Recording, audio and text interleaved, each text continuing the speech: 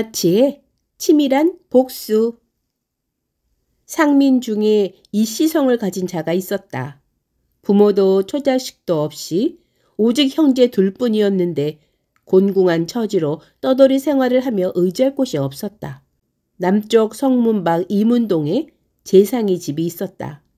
이씨 형제는 그 집 문 밖에 공터로 가서 땅을 파 움집을 짓고 살았다. 형제는 가죽으로 물건 만드는 일을 업으로 삼았다. 형은 누더기 옷을 걸치고 패랭이를 쓰고 어떤 거리를 지나가다가 담장을 회칠한 몹시 정갈한 집을 보았다. 길을 향해 열린 작은 창에 붉은 주렴이 드리웠는데 주렴 안으로 언뜻 아름다운 여인의 얼굴이 보였다. 여인도 마침 형을 보고는 비웃으며 말했다. 저런 천한 것도 아내가 있을까? 형은 돌아와 아우에게 말했다. 오늘 어린 여자에게 모욕을 당했다. 술수를 써서 안갚음을 해야겠다. 그러고는 급히 재상의 집으로 들어가 엎드려 말했다. 소인은 갓밭이 아무개로 대감마님 댁 아래에 살고 있습니다. 작은 사업을 하나 해보려 하는데 300냥을 빌려주시기 바라옵니다. 몇 달 안에 반드시 갚겠사옵니다. 재상은 천한 자가 담대한 말을 하는 걸 기이하게 여겨 즉시 돈을 내주었다. 갓바치 형은 돈을 쥐고 움집으로 들어가 동생에게 주며 계책을 일러주었다. 내가 이리 하면 너는 이리 해라. 네가 이리 하면 나는 이리 할게. 그러더니 날마다 고기를 사다가 형제가 배불리 먹었다. 그렇게 수십 일을 보내고 나니 비쩍 마른 얼굴에 살집이 붙고 얼굴에 검은 때가 싹 없어지며 거친 피부에 광택이 났다. 그러자 이번에는 비단 옷이며 말총 가시며 담비 갓옷이며 향나무 부채를 사다가 옷을 말쑥이 차려입고 밖으로 나섰다. 풍채가 완연히 호골스러운 부자 역관이었다. 해가 저물 무렵 여인이 사는 동네로 함께 들어가 작은 창에 주렴이 들이운 곳을 보고 말했다. 여기가 바로 거기야. 즉시 주막으로 들어가 허리띠를 풀고 기분 좋게 마신 뒤 일부러 그 집 문 앞을 지나가며 아우더러 미리 길 건너편에 가 있다가 문 앞에서 마주치는 것처럼 하게 했다. 작은 창에는 벌써 주렴 너머를 엿보는 여인이 있었다. 바로 전에 비웃던 그 여자였다. 여인은 본래 부유한 역관의 외동딸로 재산이 많아 주막을 열어놓고 뭇 여정들로 하여금 손님을 끌어오게 하고 있었다. 여인은 두 손님이 마주 서서 이야기 나누는 모습을 보았다. 풍채가 호골스럽고 살집이 좋았으며 옷차림이 몹시 화려하고 멋졌다. 한 손님이 말했다. 나는 북경에 갔다가 최근에 돌아왔소. 그동안 별거 없으셨소? 때마침 만났군요. 골목이 꽤 으슥하니 대강 여기서 얘기 좀 나눕시다. 금은 보화가 얼마니 비단이 얼마니 하면서 서로 대화를 나누는데 이야기가 몹시 그럴싸했다. 여인은 저들이 부자 역관이라 여겨서 벌써 6, 7푼은 마음이 저들에게로 향했다.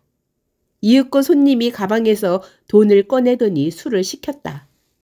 여인은 급히 최고급 술을 가져다 여종에게 내가게 하고 다시 두 손님을 엿보며 그들의 이야기를 엿들었다. 손님들의 말이란 게 모두 아무개 재상이 나와 친하다느니 아무개 장군이 무슨 부탁을 하더라느니 한 것이었다.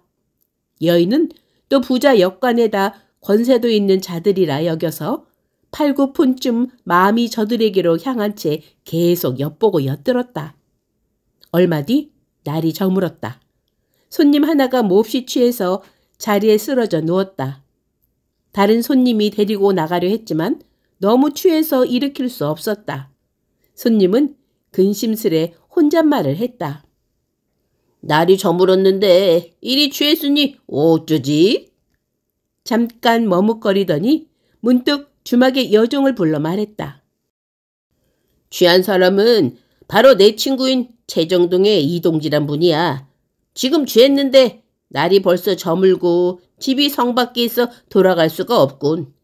빈 방 하나를 잡아 하룻밤 묵으며 이슬 맞지 않게 해다오. 아침에 말과 마부가 올 테니. 가방에서 돈을 꺼내 여종에게 주며 말했다. 뗄나무를 사다가 따뜻하게 주무시도록 해라. 병이 나면 안 될 것이야. 손님은 그렇게 말하고 떠났다. 여인은 뜻밖의 손님 하나가 묵게 되자 몹시 기뻐하며 급히 뭇 여종들을 불러 말했다.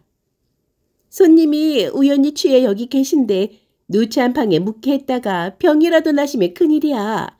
안채가 깨끗하고 따뜻하니 손님을 부축해 안으로 모시는 게 좋겠다. 뭇 여종들이 손님을 부축해들여 안채에 눕혔다. 여인은 조심조심 손님의 옷과 띠를 풀고 목침을 베우고 비단이불을 덮어준 뒤 그 곁에 앉아 술이 깨기를 기다렸지만 손님은 깨어나지 않았다. 밤이 깊자 여인 역시 잠이 들었다.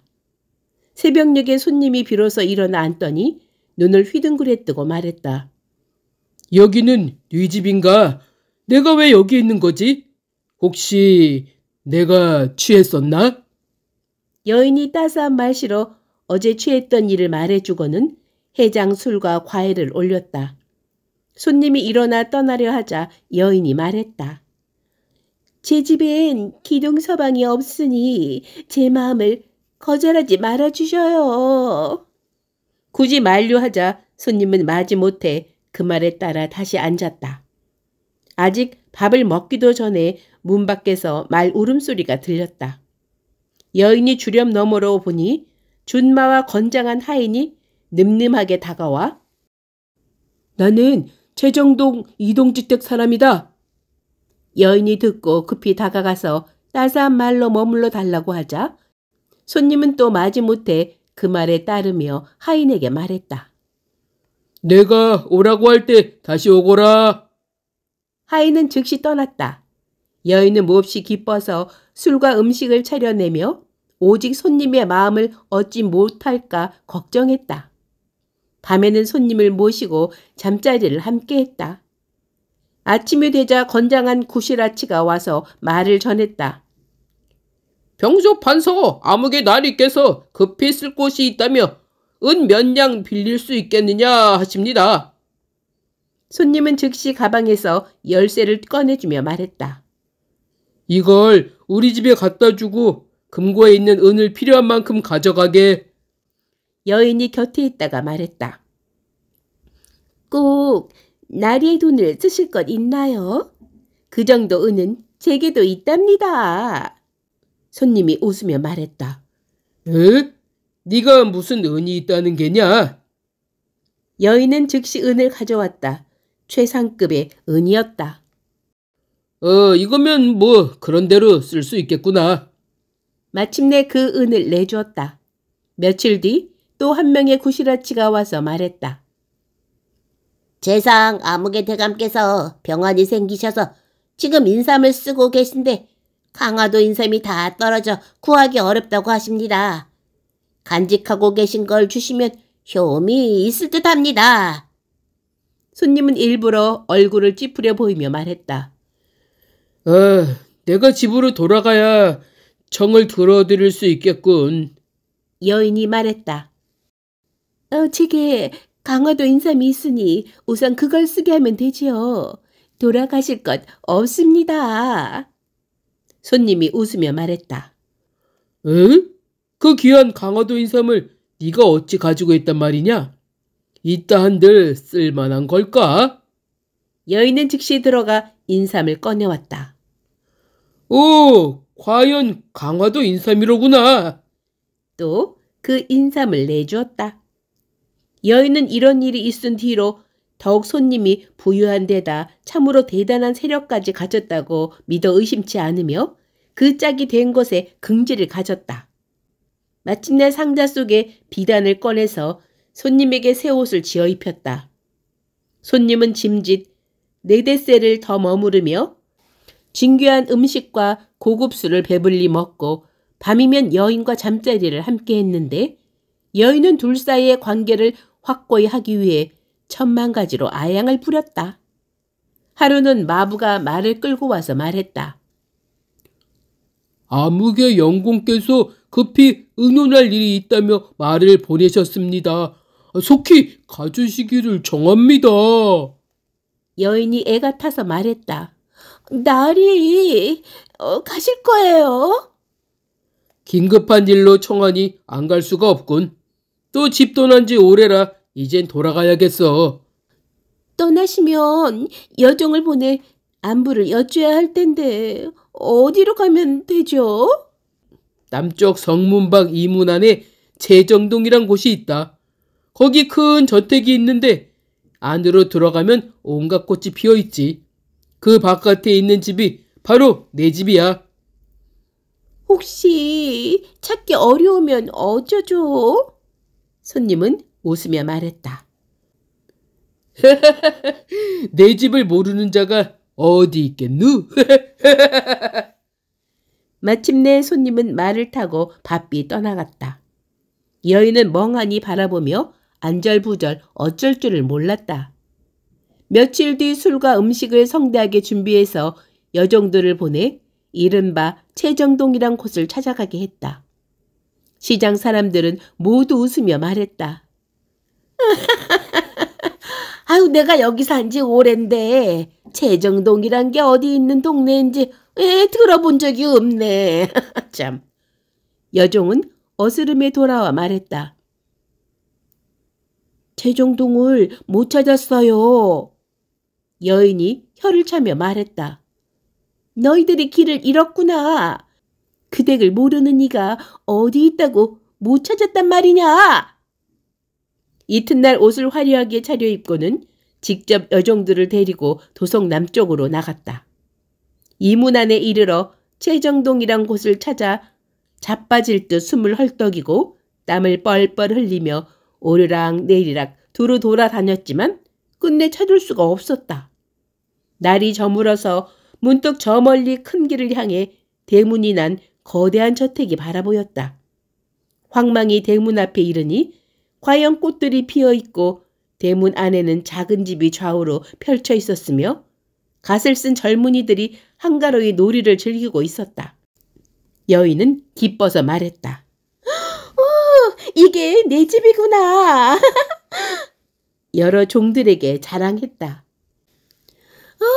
이 집을 봐라. 바로 이 집이 아니냐. 너희들은 눈도 없지. 그러고는 여종에게 암흑의 공이 계신지 묻게 했다. 여러 젊은이들은 벌써 그 사정을 알고 웃으며 문 밖에 움집을 가리키며 말했다. 그 사람 집은 저기야. 그 말에 여인은 어리둥절해 있다가 일단 가보기로 했다. 움집 안에는 갓밭이 두 사람이 있었다.